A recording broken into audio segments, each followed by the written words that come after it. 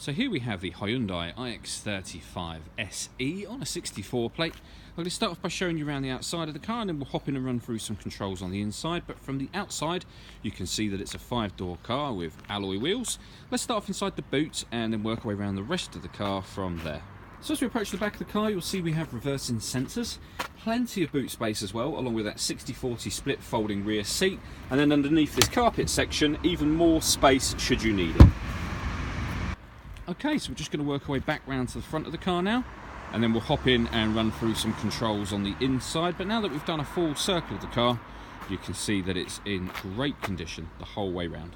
Just briefly before we climb in, I think it's well worth seeing the interior from this exterior point of view. The seats are half leather, as you can see. There's plenty to run through on the dashboard, so let's hop in and we'll do that now. Okay, so now they're inside the car, we're going to start off with the dials. On the left hand side we have the rev counter, and on the right hand side the speedometer and fuel gauge. In the middle at the top you can see the total miles on this car are 19,922. The trip computer information directly above that can be changed by pushing a button on the steering wheel for various different bits of fuel economy information, all the way back round to the beginning again. If we back out to the steering wheel, the button I was using a moment ago is this one down on the right hand side, above which we have cruise control. Over on the left hand side we have the ability to answer and end phone calls, we have stereo controls, and we have voice activation for the phone. So hit that button there, ask it to dial anyone in your contacts list, and it'll do that for you without you having to take your phone from your bag or pocket.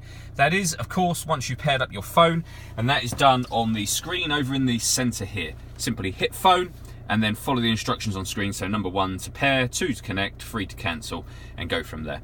In terms of radio on this car, you can see we have FM and AM radio. And then in terms of the media, so other ways of listening to music, we have a CD player, which you can see at the top of that unit. We have auxiliary input and USB input as well. So there's plenty of ways to listen to your music in this car. Beneath that, we have dual zone climate control, which means we can independently control the temperature on the driver and passenger sides of the car. We can increase or decrease the fan speed from there. That button will turn the air conditioning on, it's on at the moment, or off again. Or you can hit auto, and the car will maintain those temperatures by taking control of the fan speed itself.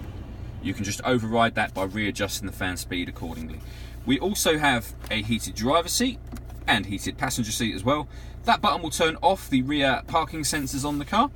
And then beneath that we have the two 12-volt charging sockets, the auxiliary and USB inputs that I mentioned previously, and finally a 6-speed manual gearbox.